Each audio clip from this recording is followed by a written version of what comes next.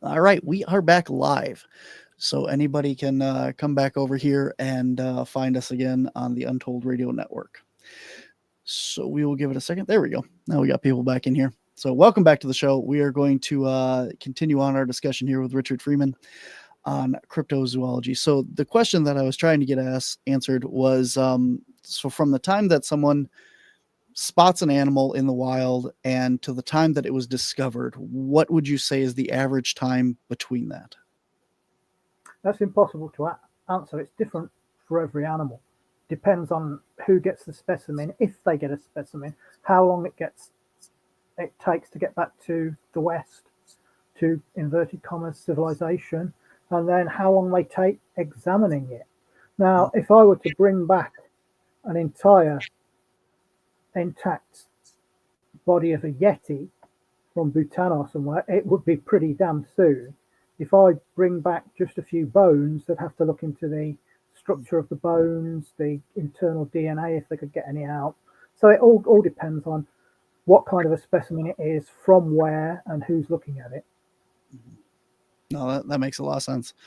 So the reason why I keep asking this question or trying to ask this question is when we look at stuff like, the Bigfoot here in the United States, or the Loch Ness monster, and these creatures that have been theorized and searched for years and years and years. I mean, we're going on like 80 years now since the Patterson Gimlin footage came out, that we still don't have this Bigfoot creature as a known species, right? So do you think that this is like a reasonable amount of time frame? Do you think this is something like the average discovery of a species would take with the amount of funding that we're given, or do you think that there's something else going on? Well, I'll give you an example. The snow leopard, which is a known animal, back in the 1970s, late 60s and 70s, a guy called Schaller, an American biologist called Schaller, went to, with the BBC, went to try and film it in the Himalayas. And they were there for something like 6 or 7 years before they got it on film. That's a known animal. Now, if you're talking about some sort of primate, be it a great ape or a relic hominin, a relation of one of the ancestors of man, that doesn't want to be found, it's going to be an awful lot harder to try and get it on film, because these things, unlike gorillas and chimpanzees, apparently they don't live in big troops. They live in small family groups or solitary. You don't get 40 of them charging around the forest like you do with gorillas. So I think the way to go with it is environmental DNA, eDNA. That's when you take DNA from an environment. Say water is a very good one. When animals come down to drink, cells slough off, and you can take samples from the water and see what's been drinking there. A good example was 2018. There was a British vet called Mark Evans, and he went to Bhutan in the Himalayas looking for the yeti. And he had a French geneticist with him called Dr. Eva Bellarmine. And she took samples from a mountain pool where animals drunk. And they found that the Marco Polo sheep, the world's largest wild sheep, had been drinking from there. And they were unknown in that part of the country. They also found the eDNA from a higher primate, and it didn't match anything. Now, there are no known apes in Bhutan.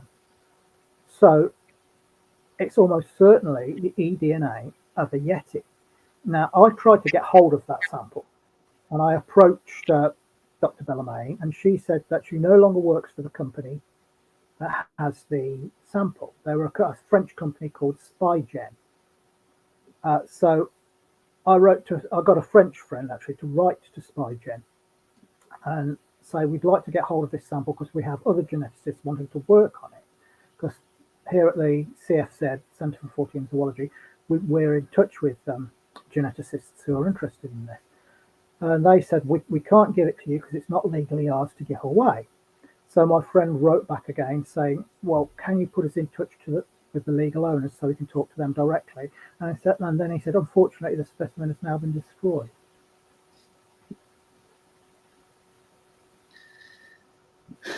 Why do you think that is? Like, we keep hearing stories, of like the government stepping in and, like anytime that a semi truck or something hits one of these creatures and there's supposedly a body, the body just disappears. Anytime somebody has any substantial evidence, supposedly it just disappears or it gets lost in the mail. And why do you think that, if possibly the government's involved, why are they trying to stop the discovery of these things? Well, in this case, I think it was probably incompetence rather than some sort of conspiracy.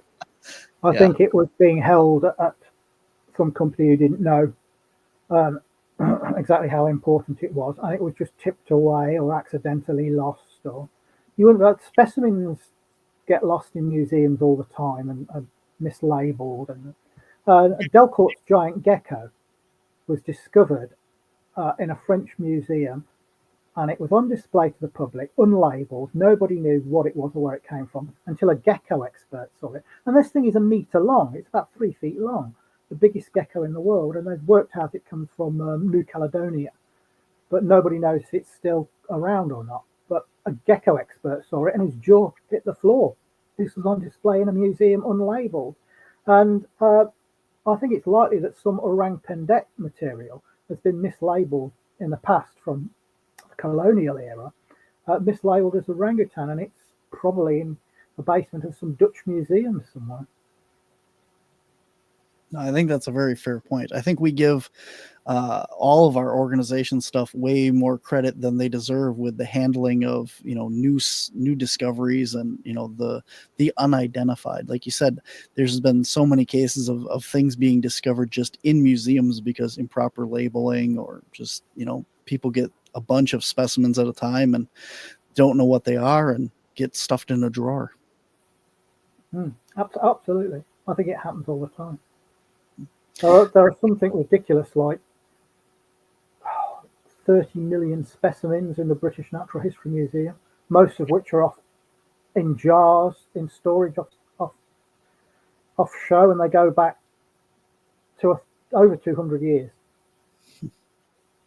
Well, I read that the last thylacine, the pelt of that was missing for several years, and finally they found it in the drawer in the bottom of a museum as well. The last one at the London Zoo.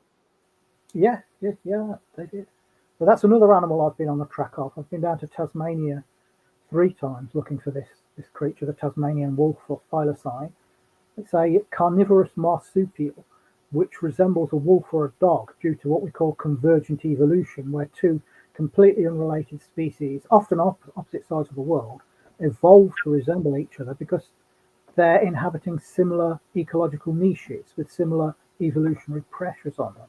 Now, it lived right across New Guinea, Australia, and Tasmania, and it was supposed to have become extinct on the mainland around 4,000 years ago. But it was still in Tasmania. And when the white man arrived, the Europeans, they shot all the Tasmanian Aborigines. They went beating for them, like you go beating for birds or rabbits, and shot them. They wiped out the Tasmanian emu, and they did their best to wipe out the Tasmanian wolf because it was, they said, attacking and killing sheep. But some of the numbers that they reported of the sheep kills would be impossible. They were just phenomenal. I mean, it would take Godzilla to do that much damage in one night. But the last one supposedly died in the nearest zoo in the 1930s in Hobart. But since then, there have been over 4,000 sightings from Tasmania, mainland Australia, and very interestingly, the highland jungles of New Guinea, where it's also known from the fossil record. Now, I've been over there 3 times. I've spoken to a number of witnesses, including a guy that used to work for a hydroelectric company, and he and 5 others were driving in a car one morning going to work. One of these things came out into the road, and they all got a very, very good look at it.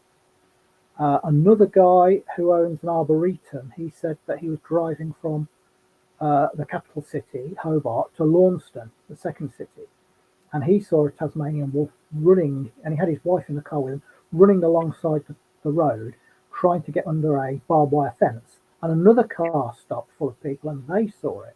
I've spoken to so many witnesses. It's been seen by a park ranger.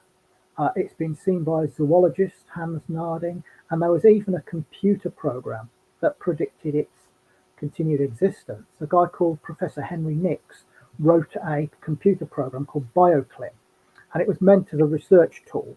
So what you do is type in everything you know about your target species, everything you know about a certain area, and it will match the two up, and it will tell you where within that geographical range you're most likely to find the target species. For example, if you want to look for white rhinos in Botswana, it will tell you the best places to look for white rhinos in Botswana. And as an exercise, he did this with the Tasmanian wolf, and he found out that the computer program had a 95% match-up with where people were actually saying that they'd seen these things. So he's convinced that they're still around. And when you get out to the west of the island, I mean, the Tasmania itself is about the size of the country of Ireland, but it has less than 500,000 people living in it, mostly in the two major cities. When you get out of them, the towns are like villages, the villages are like hamlets, and then the west of the island, places like the Franklin Gordon Wilderness, there is nobody there, and it is just miles and miles and miles of forest. And one of the things that the old Bushmen who lived alongside the Tasmanian wolf when we knew it was around, they said it smelt like a hyena, because a lot of them have been in the Boer War in South Africa, and they said it smelt like a hyena. I was walking along a path once in the forest, and I got this smell exactly like a hyena. I used to be a zookeeper. I know what hyenas smell like. And it was as if something that smelt like a hyena had just crossed the path. Well, we've set up camera traps there and got all kinds of wildlife, but we've never found the Tasmanian wolf itself yet. I've been shown photographs of footprints that look very similar to those of the Tasmanian wolf, and I've talked to an awful lot of witnesses. So it's often been called the healthiest extinct animal you'll ever meet, and I'm inclined to agree. I think it's still out there. The two that I'm convinced of are the two that I've concentrated on the most: the Tasmanian wolf and the orang-pendek in Sumatra. I'm pretty sure, I'm 99.9% sure that they're both kosher. Interesting. Now, I don't like talking about things that could be hoaxed or faked, but I wonder. I've seen a couple posts about this trail camera here in the U.S. where supposedly a thylacine or a Tasmanian tiger wolf was photographed on a trail camera. I want to say it was in Wyoming. Yes, I think it was Wyoming. Yeah, it's almost certainly a hoax. I would put a substantial amount of money on that being a hoax, because they weren't native to the USA. No. The only way that could have happened is if back before the 1930s, back in the early part of the 20th century or the late 19th century, a bunch of them was brought over, a substantial amount, and released, and then they survived. But we've had no reports or records of that before. This story has just popped up out of nowhere. So almost certainly a hoax. Now, I mentioned that the travelling menagerie earlier on, One Wales travelling menagerie. There were a number of these around the UK in Victorian times. There is a story of a creature called the girt dog of Ennerdale. Ennerdale being a remote area of the northeast of England, where it's still very rural. And in the early part of the 19th century, there were stories of this creature that they called the girt dog, girt being local slang for great, meaning the great dog. And they said it killed sheep and drank their blood and ate the soft organs. And it looked like a huge dog with great jaws and stripes running down the back, which is an exact description of the Tasmanian wolf. So one theory is that they'd actually captured a Tasmanian wolf before it was actually scientifically described. One had been captured, transported to Britain, and got free, because things got free from these menageries. A tiger got free and ate a woman once. And this thing terrorized the area for a couple of years until it was finally, it would kill any dog that was set on it, but finally it got shot and wounded and then overpowered by a pack of dogs. And its remains were in a museum in a town called Keswick for years, until they began to rot and they were thrown out. So we'll never know for sure was the girt dog of Ennerdale, a thylacine. Well, the thylacines were very small animals. Like I don't know which breed of dog you'd compare them to, but they weren't very large animals, were they? They were roughly the size of an Alsatian dog. They were slightly smaller than a placental wolf, but they had a more powerful bite. Yeah. The bite of the Tasmanian wolf was very powerful, much more powerful than a wolf, but the skull was built differently, so it wasn't built for hanging on to struggling prey. Because wolves hunt in packs, and they'll take on things as large as bison, and they'll grab on and hang on lots of them. Sometimes they'll start eating it before it's even dead. They'll eat it alive. Whereas the Tasmanian wolf was solitary, and it was probably an ambush predator that bit its prey and then waited for the prey to bleed to death and then finish it off. So they probably fed on things like wombats and kangaroos, things like that. Interesting. David would like to know. He says you're very fascinating. Are you planning on continuing your research into the Tasmanian wolf? Do you have any expeditions? Yeah, we're hoping to get back out there within the next 12 months. Awesome. Our next planned expedition is probably going to be to the Japanese island of Iriomote, where there's an unknown species of wildcat that's been reported, but nobody's ever had a serious look into it. It's supposed to be a similar size to the clouded leopard, and it lives on this remote island called Iriomote in Japan. So we're just in the preliminary stages of pricing it up, whether we can afford to do it or not. We'll be back to look for the Tasmanian wolf. We might be going to Flores in Indonesia to look for surviving Homo floresiensis, the little hobbit people. There's a great book called Between Ape and Human by a guy called Gregory Forth, an anthropologist who worked on the island, and he collected contemporary reports of people seeing these things in the east of the island. So it's possible that the Ibu Gogo, the Homo floresiensis, is still around. Interesting. Well, I hope that goes through, and that the best of luck to you on that. So you've also one of the things I wanted to talk to you about was you've written several books and stuff on dragons. Yes. And dragons fascinate me. Sorry, go ahead. Dragons fascinate me. Absolutely. Oh, absolutely. I do a presentation of cryptozoology here in the States and stuff, travel around to different places and talk about it. And I talk about dragons in Wisconsin even. If you're familiar with Linda Godfrey, she wrote all the books on the Beast of Bray Road. Oh, yes. And what a fantastic case that was. Yeah. She actually, in one of her books, she writes about dragons flying over Green Bay, Wisconsin here. Yes, it was a Conto Falls, if I remember. Yeah, a group of kids in a car park saw one fly over. White, 4 legs held up against the body, great bat-like wings, long neck, wedge-shaped head, long tail, spitting out balls of blue and orange fire. And then later, the parents and family of one of those kids also saw it over their house. So it's a mass sighting. We had a very similar sighting here in England in 2024 in a place called I hate it when I go blank. Waverley Abbey. Waverley Abbey in Surrey. There were a group of ghost hunters there one night in late December, and they weren't thinking about dragons. They were looking for the ghost of a monk. And I interviewed 5 of the 10 people that saw this thing.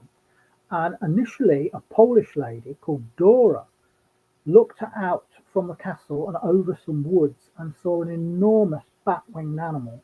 She said the wingspan was about 10 meters, 33 feet, that circled round and then dived down into the trees. And I spoke to her and she was terrified. She was absolutely petrified of it.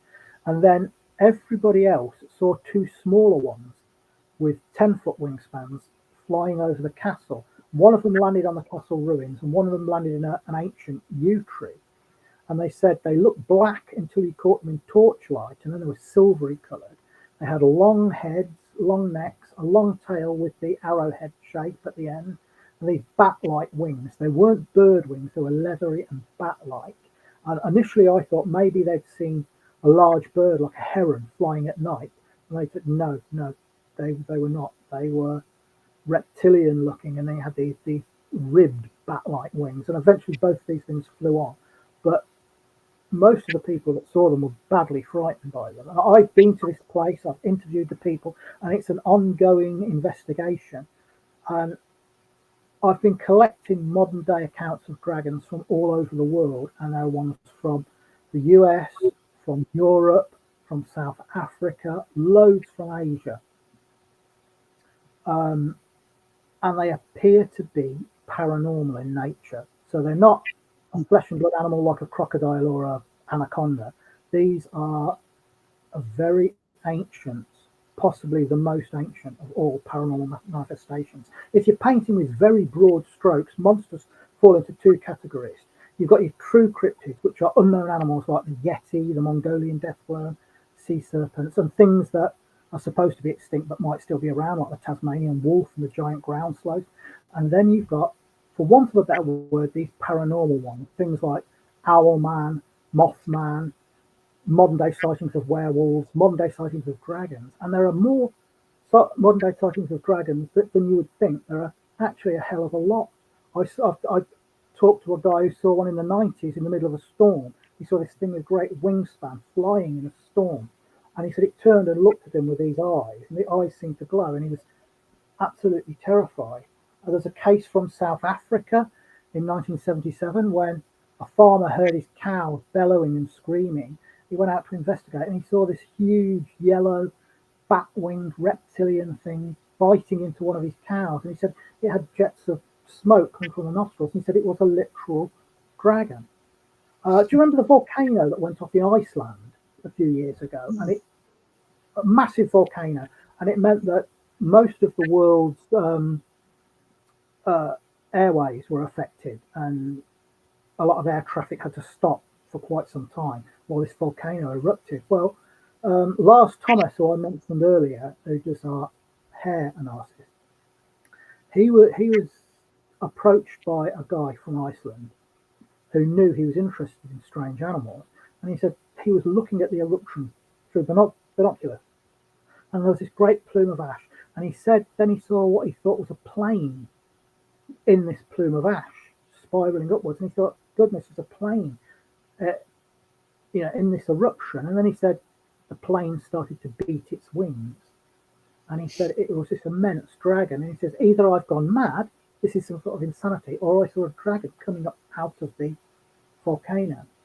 But dragon legends are universal. They're in every single culture on Earth, and they go back at least 75,000 years. There are cave paintings of dragons, 75,000 years old, in South Africa, and it seems to show native people doing some sort of ritual on this serpentine creature causing rain, because worldwide dragons are more associated with water than they are with fire, living in and around water and causing rainfall. In China and Japan, throughout the Orient, they are associated with rainfall. Now, if you've never read it, there's a great book called The Dragon and the Disc by a guy called F.W. Holliday. It was written in the early 70s, but you can pick it up quite easily on eBay. And he theorized that lake monsters were not surviving plesiosaurs or giant eels, but they were literal aquatic dragons, and that they were a paranormal manifestation. And UFOs were linked with them. They were part of the same phenomenon. They weren't spaceships from outer space. They were part of this same bigger paranormal phenomenon. And he looked at the way lake monsters have affected some people that saw them.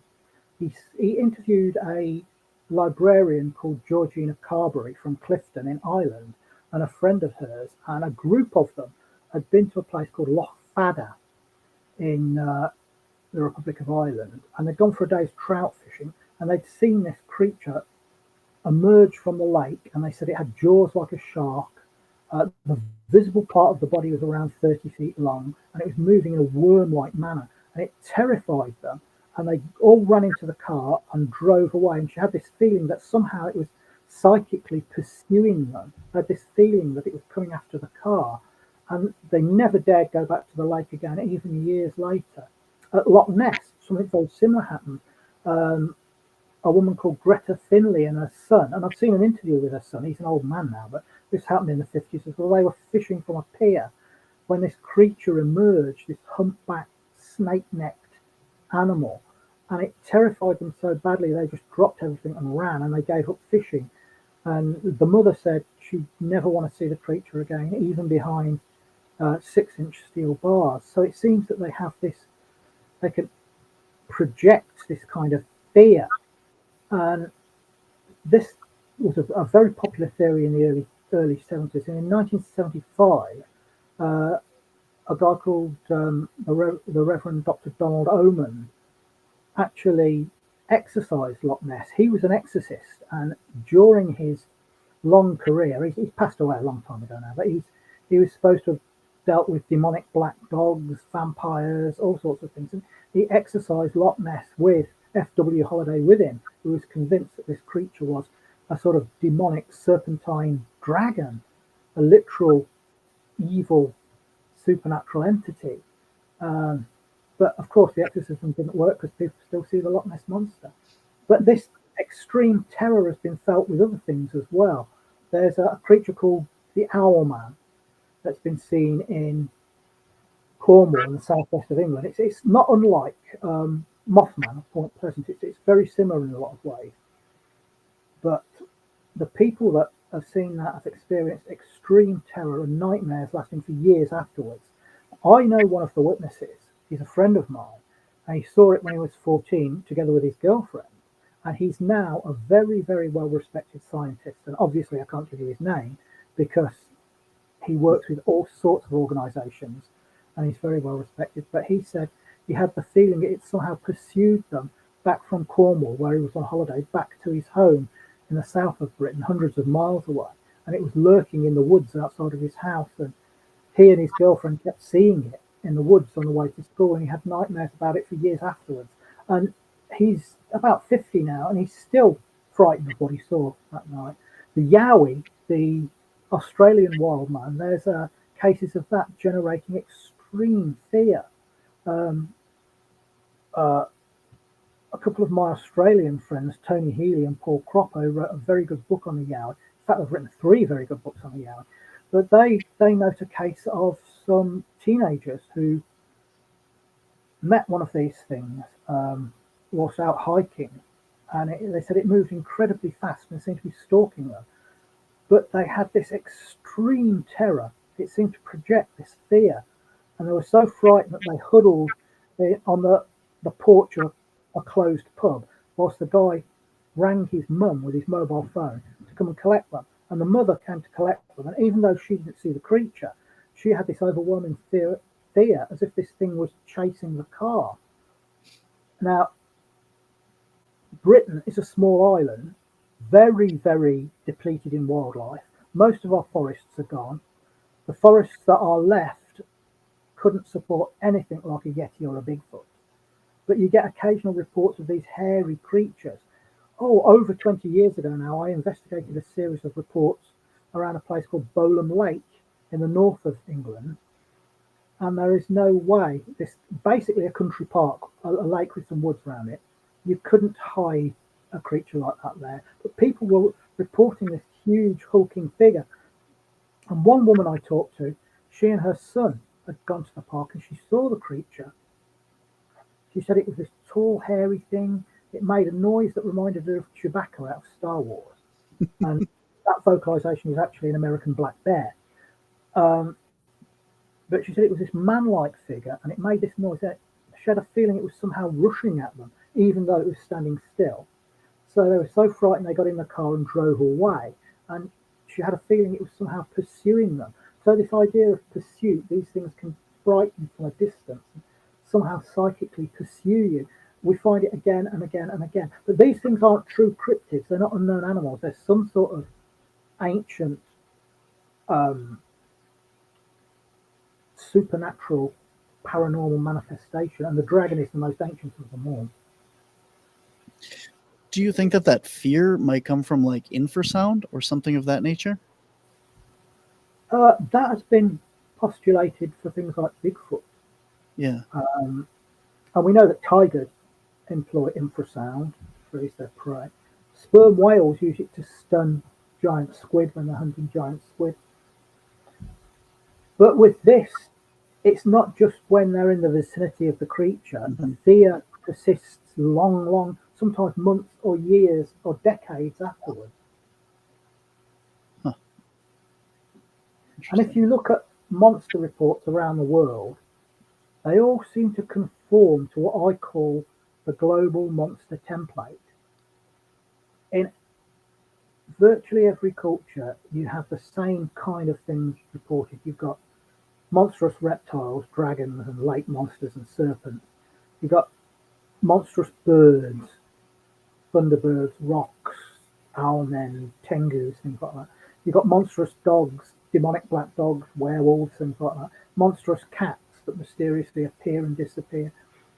Hairy giants and little people, fairies, goblins and so on. And they're all reported from all sorts of different cultures. Now, I remember years ago I was in Thailand at a sculpture park in the jungle, and they had sculptures of the naga, which is this serpentine dragon. They had sculptures of the tengu, this monstrous bird man, and the singar, which is a type of supernatural lion. It's where the name Singapore comes from. It's supposed to live in the jungle. And I thought, well, this is similar to the southwest of England, where they've got Morgar the sea serpent, they've got the mysterious cats, and they've got the owl man. And that's where I got the germ of this idea from. And if you cast your mind back and imagine a couple of million years ago, our primitive ancestors were coming down from the trees in Africa. Changing climate meant the jungles were retreating and there were more savanna grasslands, and they were exploiting new kinds of food like carrion left by big predators. Now, out on the plains, they'd have been preyed on by big cats like leopard and lions, crocodiles, which are still today the most dangerous large predator going, pythons, large raptors like the martial eagle, and we know that from fossils of Australopithecines with claw marks in their skulls. And African wild dogs would have preyed on them, and they would have been in competition with other primates, some bigger, some smaller, like Dinopithecus, a giant baboon, and then there were larger, more robust Australopithecines, and there were smaller primates as well. So it's almost as if the monsters from today's legends are sort of distorted race memories of these creatures that were preying on us or were competing with us back when we were first becoming sentient. And are you familiar with tulpas or fortfalls? Mm-hmm.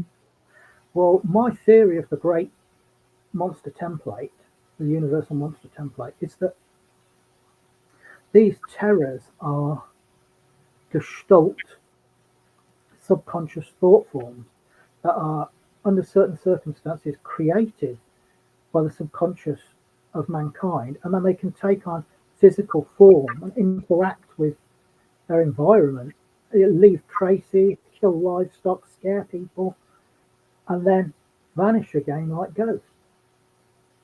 And Muslims talk about this race called the jinn, which they say are made from smokeless fire, which could be interpreted as energy. And then they say that the jinn take forms of dragons, great hairy apes, huge black dogs with burning eyes, monstrous birds, and monstrous cats. Is that a coincidence? It sounds like it's lifted straight from the template. And there was a guy called Franek Kluski in the early part of the 20th century, up to and around the First World War. He was a Polish medium operating mainly in Britain. And at his seances, he would manifest animals, including a huge bird that looked like a nightjar, and there's a picture of it sitting on his head. And other people at the seances said they saw a huge ape-like creature similar to what would be called a yeti or a Bigfoot today, a monstrous cat like a lioness, and a huge black dog. So it's as if he was psychically tapping into this gestalt zoo, if you will, of monsters. And of course, you've got to remember there are real flesh and blood creatures as well that are as real as you and I. And these things are real, but they're real in a different way. So there are these two types of monster. And the dragon, I think, is a supernatural entity. And of course, the other theory is that they're interdimensional. If they're not to do with our collective subconscious, they could be slipping through from another dimension. That's why they're hard to find. They just come through into our world for a while, scare a load of people, and then vanish again. In Britain alone, there are about 100 dragon legends, and a lot of them, they're like encounters you read about today with mysterious animals. This thing turns up, terrorizes an area, it might kill people and livestock, and it's recorded in the local records, and then it just vanishes. There's no hero that comes forth to battle with it, and there's no conclusion to the story. It just appears, terrorizes an area, and then vanishes. And it's like a lot of monster stories today. That's fascinating. Like you brought up a really interesting point there too, is is it possible that some of these lake monsters around the world could be just dragons that pop in for a snack and then fly off or something after dark, or and that's why we're not able to track them in the water itself. Yeah, they could be aquatic dragons. And I think a lot of lake monsters are gigantic eels, huge eels, or huge sturgeon. The biggest sturgeon ever caught was on the Volga in the 1820s, I think, and it was 23 feet, 7.5 inches. It was huge. And eels, European eels at least, live in fresh water. When they get ready to breed, nobody knows what triggers them to breed, because when they live in fresh water, they have no sex organs. They just develop these sex organs when they're ready to breed, and they swim out to sea, breed, die in the Sargasso Sea, and the babies, called leptocephalus, swim back to the ancestral waters. But every so often you get what's called a eunuch eel, and it doesn't have the impetus because it doesn't develop sex organs, and it stays in water, getting older and older and bigger. Nobody knows just how big they can get. But in 2004, Canadian tourists at Loch Ness reported an eel 25 feet long. There was one that was supposed to have been caught in the pipes of the cooling system of a aluminium works that was 20 feet long. And there were stories from, of all places, the Birmingham Ship Canal, right in the British Midlands, in the industrial Midlands, of gigantic eels as well. So some of these could be flesh and blood animals. Some of them could be supernatural.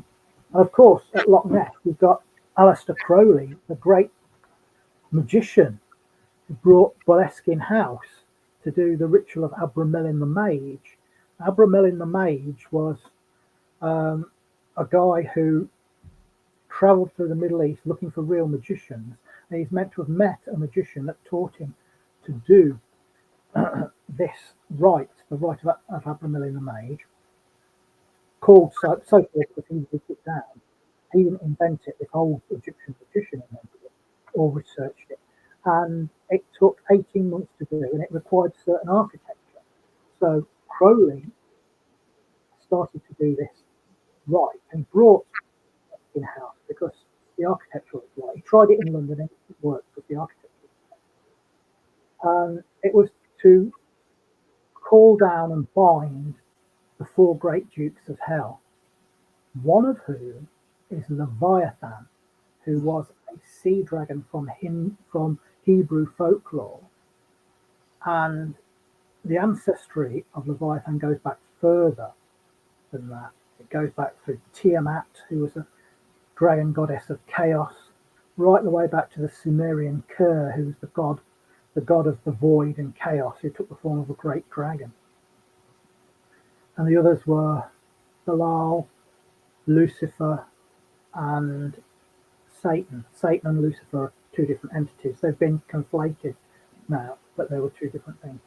But halfway through this rite, he was called away by MacGregor Mathis, who at the time was the leader of the Golden Dawn, of which he was a part of. And basically, Mathis just wanted to twist some money out of him. And he went all the way to Paris thinking that there's just some important occult thing occurring, and Mathis was just trying to scrounge money off him. So he broke off the ritual. And afterwards, he said the place was never the same. There were dark forms that seemed to crawl around Boleskine House. One of his teetotal servants started drinking and tried to kill his wife. Another one of them tried to kill Crowley. Crowley had to knock him out and lock him in the coal shed until the police came. And he left in the end. And there were various other people who had it. There was some colonel whose name escapes me now, some military gentleman had it, and ended up blowing his brains out. And his maid found the dog eating his skull.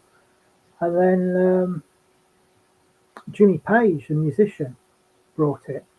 And his caretaker said, who lived there, said all sorts of weird things happened, especially when they were making alterations.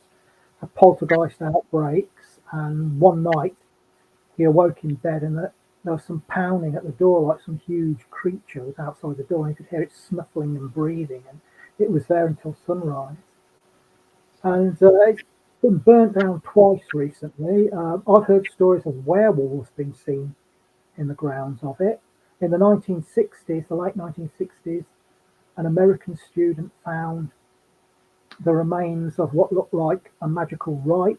There was an altar cloth with Turkish writing on it, a conch that you could blow that made a braying sound, and red candles.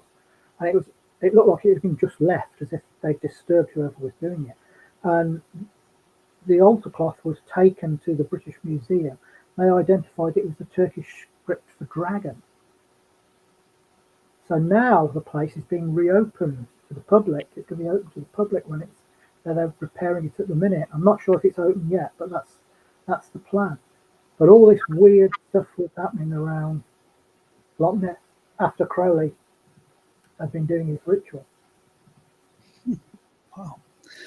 I was aware of some of that stuff, but that's really interesting. I didn't know all the stuff since he was there, so that's kind of cool. Or weird, I guess. But so we're at the end of our show today, based on the 2 episodes and stuff here, and I don't want to take up too much of your time. We do have some questions for you if you got a couple minutes to hang around. Yeah.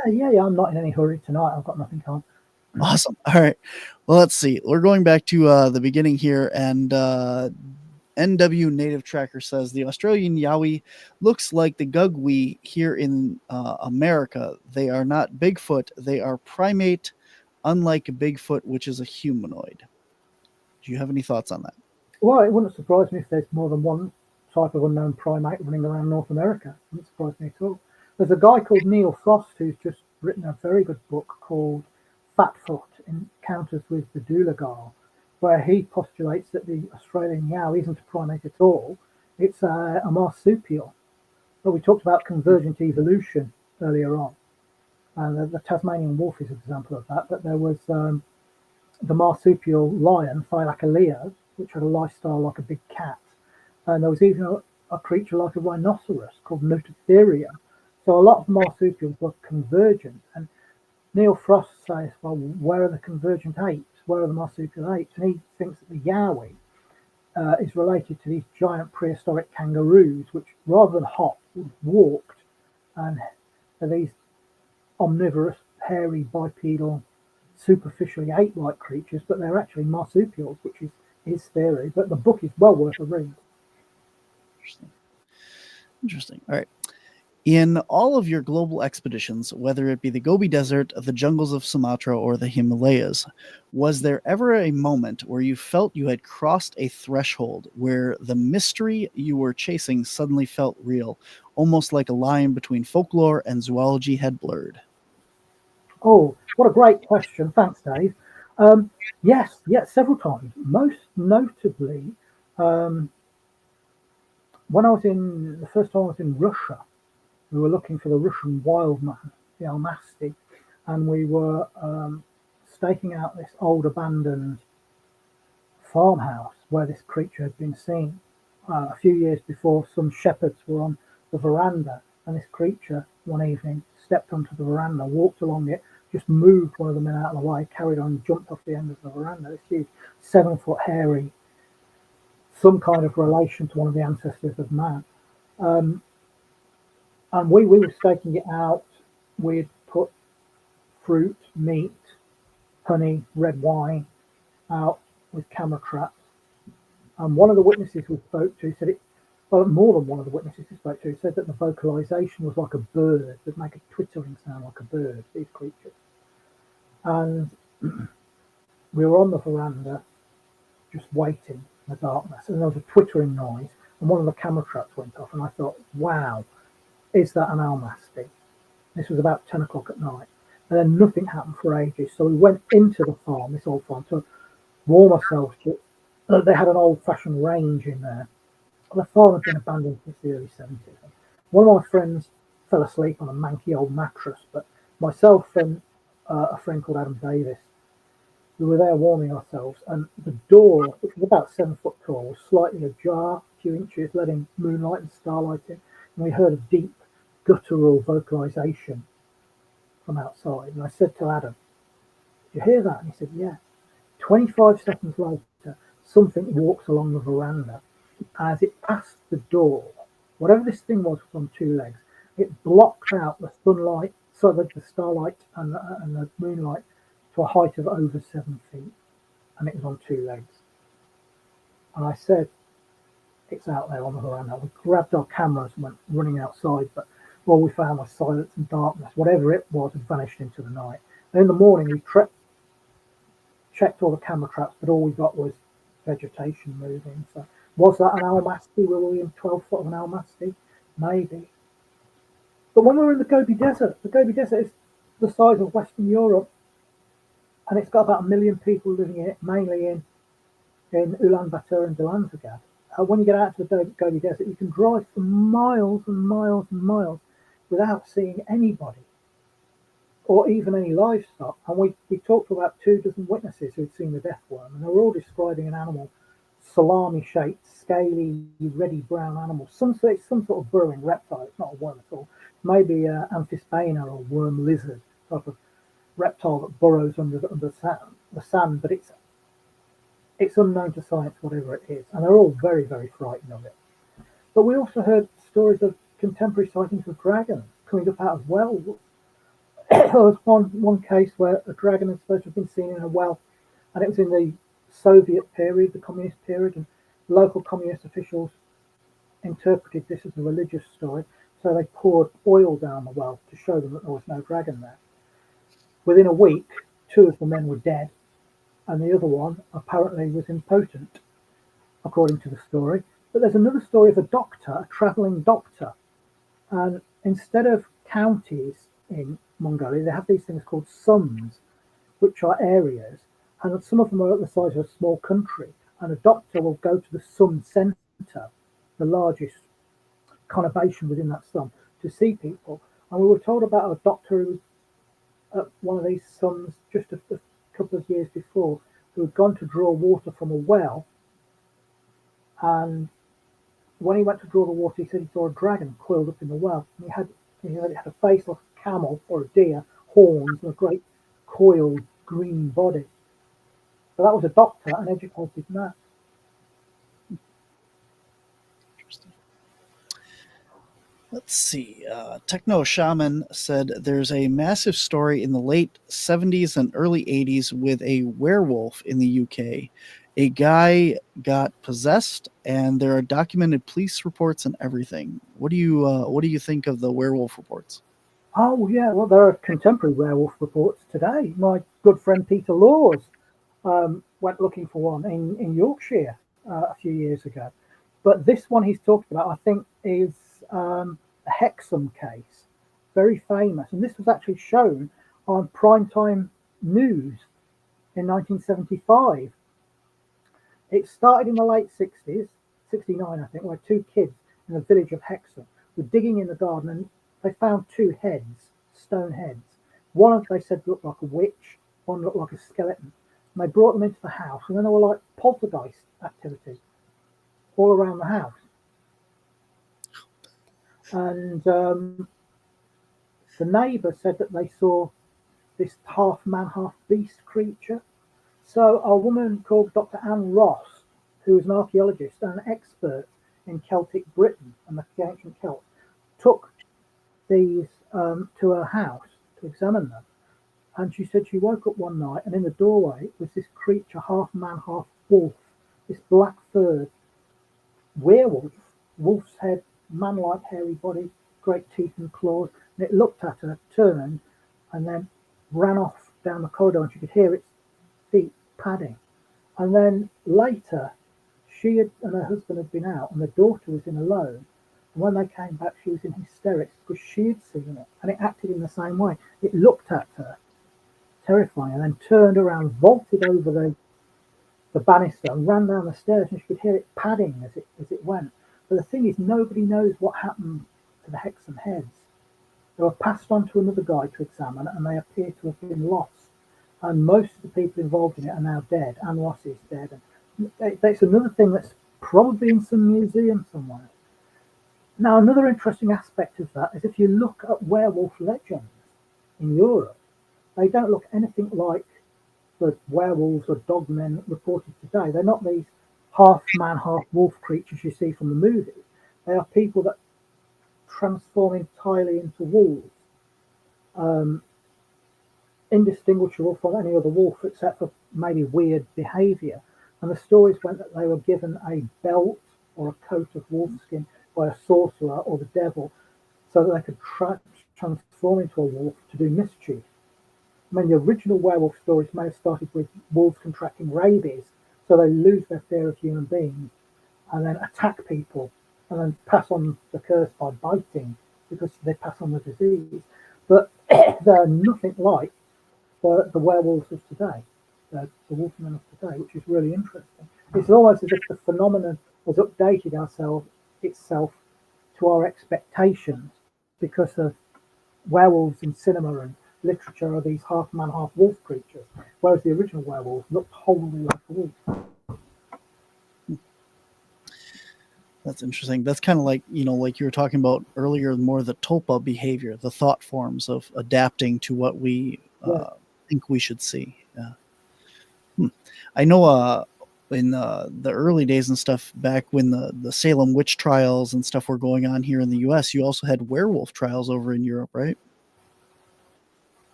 You glitched there.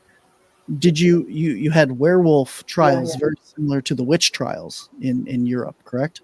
Yeah, we had them in Europe as well. There was a guy called Peter Stump in Germany who was tortured to death because he said he became a wolf and killed lots of people. Jean Grenier was a young boy of 14 who said he would transform into a wolf and eat people. And he once tried to eat an old woman, he said, but her flesh was as tough as leather, so he preferred eating children. Then there was the Beast of Jardin, which was a fascinating case. In the 17th century, what was it, 1764, for 3 years, a creature terrorized the Jardin area of France and killed about 114 people and countless livestock. And various people said they'd killed it. A large wolf was shot, but the people who were attacked by it said it's nothing like that. And then another guy, a peasant, shot a wolf-dog hybrid, and again they said no. The survivors said there's nothing like that. But it would kill people with both teeth and claws. It would pull down cows and suffocate them to death, leap on their backs, pull them down and suffocate them by biting the throat. It would tear people's heads off.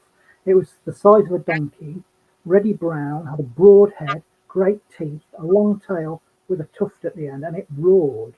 And when you put it all together, the identity together, it was a maneless male lion. We know it was male because it had testicles.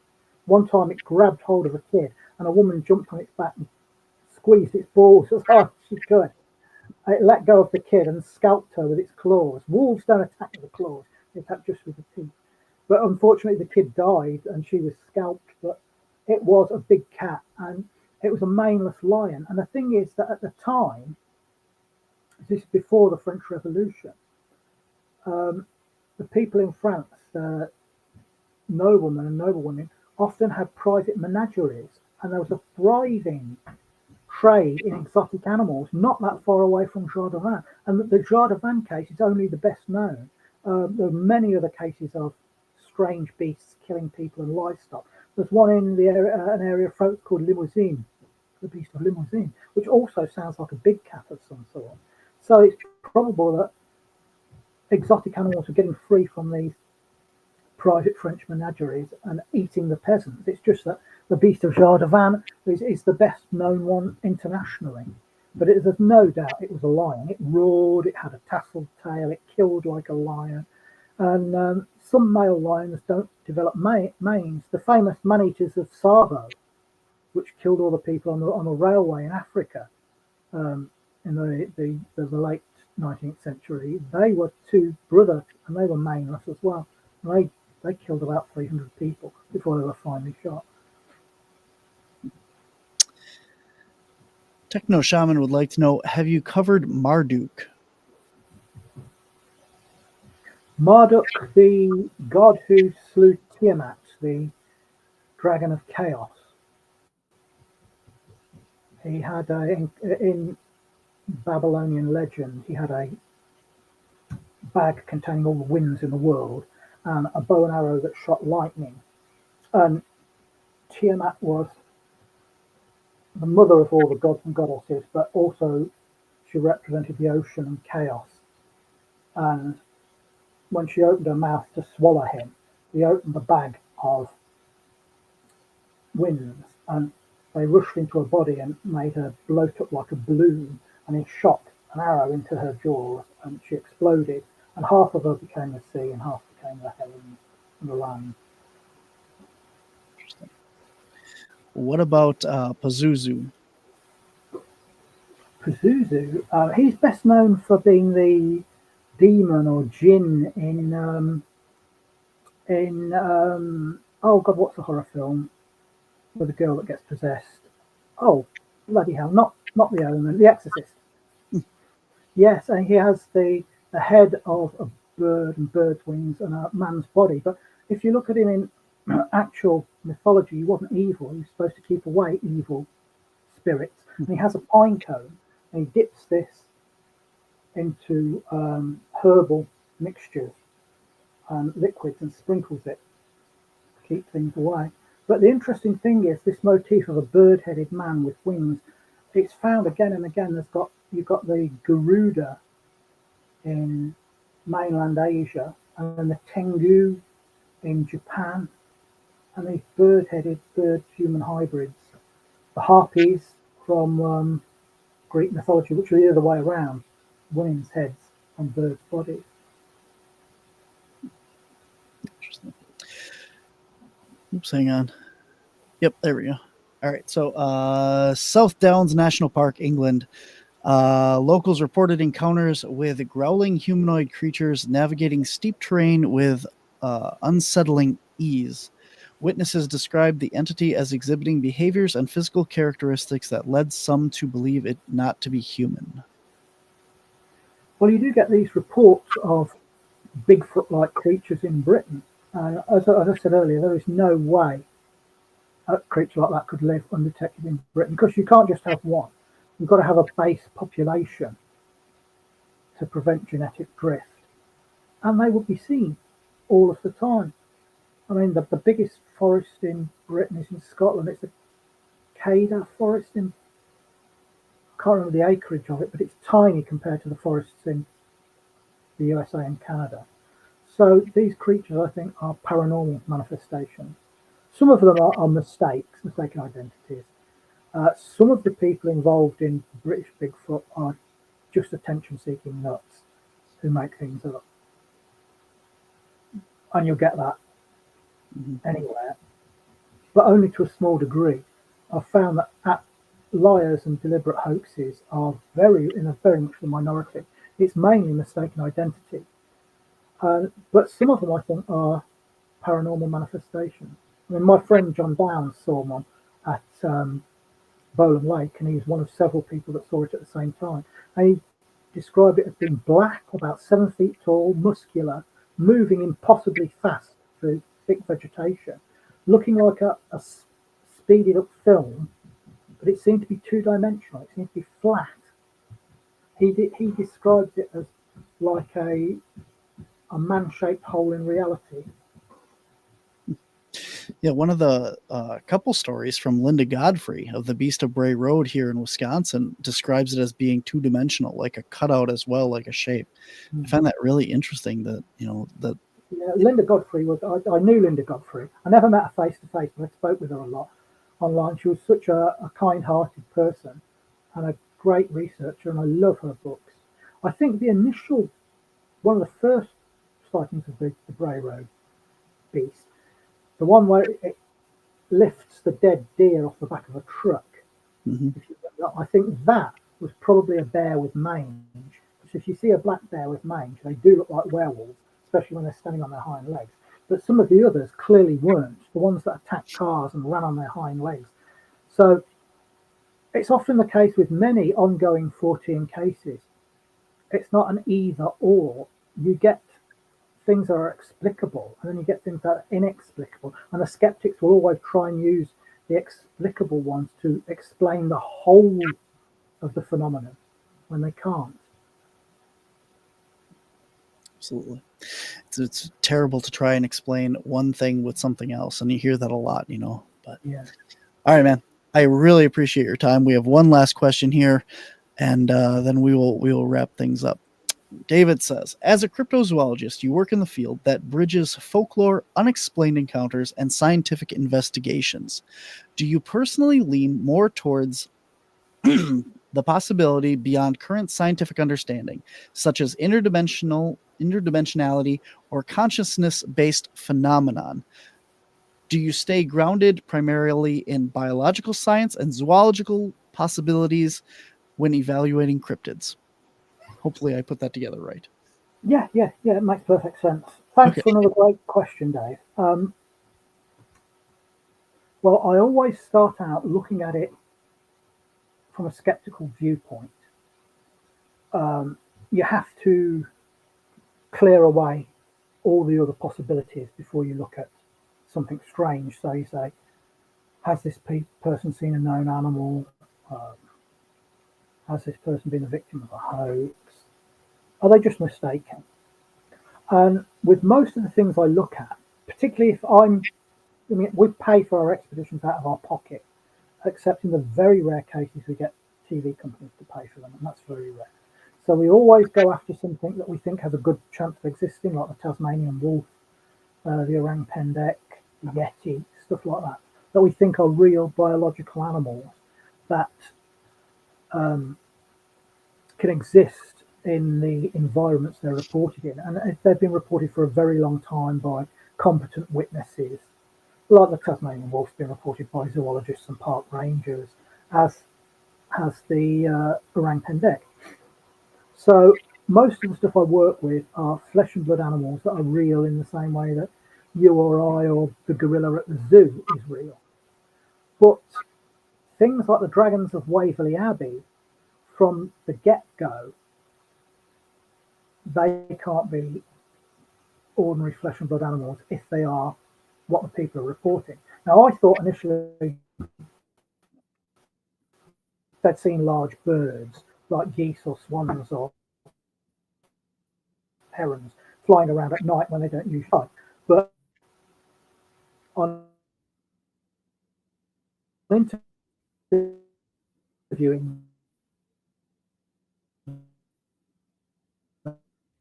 them,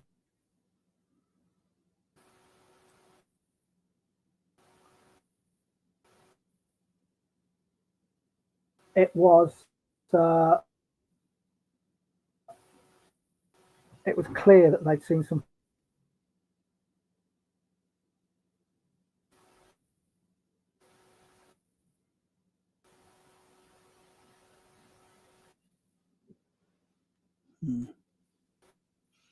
We have started to break up here again at the end.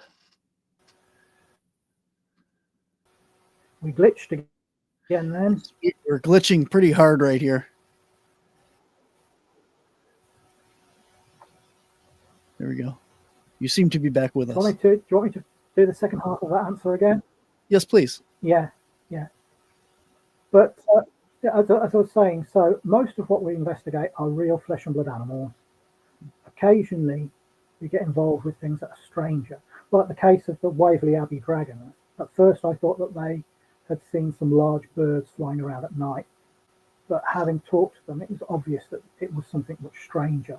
Gigantic wingspans, leathery wings, reptilian, forked tails. These can't be flesh and blood physical animals. There are not giant lizards flying around Britain because we'd see them all the time. So it's obvious that this is a paranormal manifestation. So mostly I do flesh and blood animals, but occasionally I get caught up in the paranormal. And with the case of the Waverley Abbey dragons, it's utterly fascinating. Absolutely. One last comment here from David. Richard has forgotten more than we will ever learn.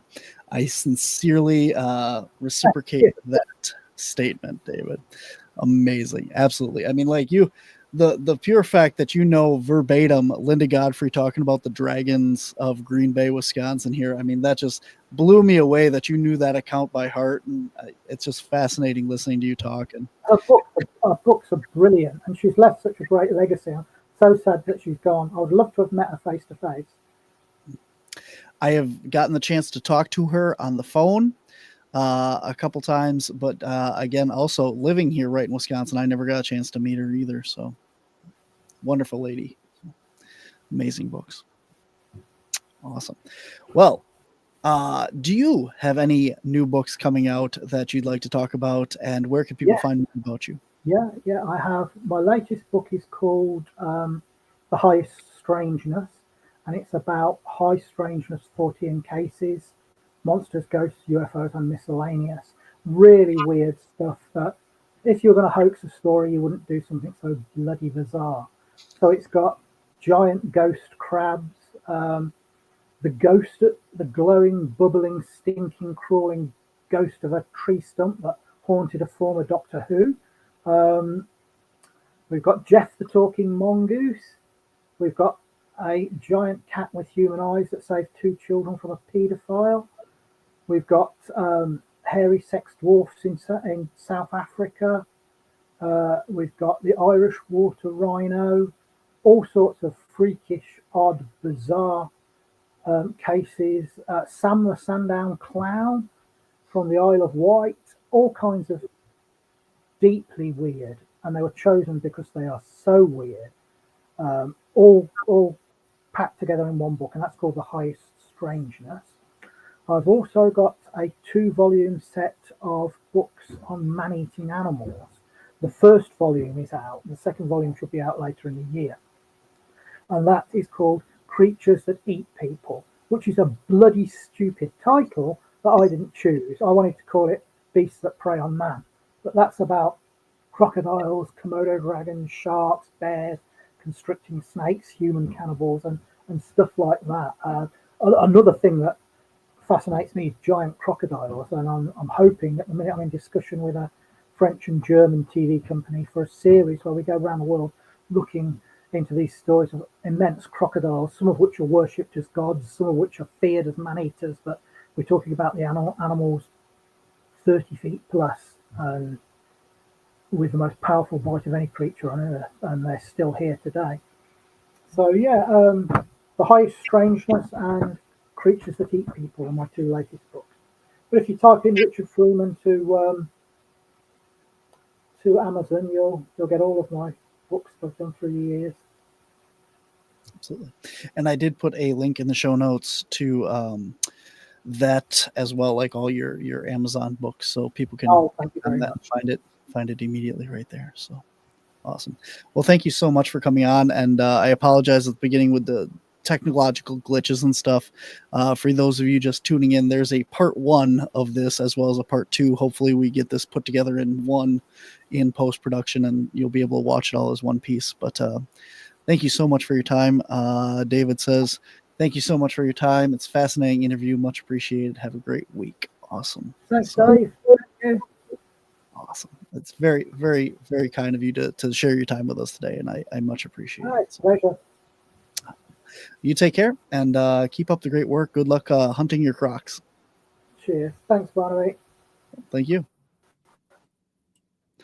All right, guys, that is our show for this week. Thank you so much for tuning in. Make sure to like, subscribe, and share all things here on the Untold Radio Network for more. If you missed the first part of this, hopefully in post-production, if you're listening to this, we put it together as one format. We had some audio issues and glitching in the beginning, so we had to restart the interview.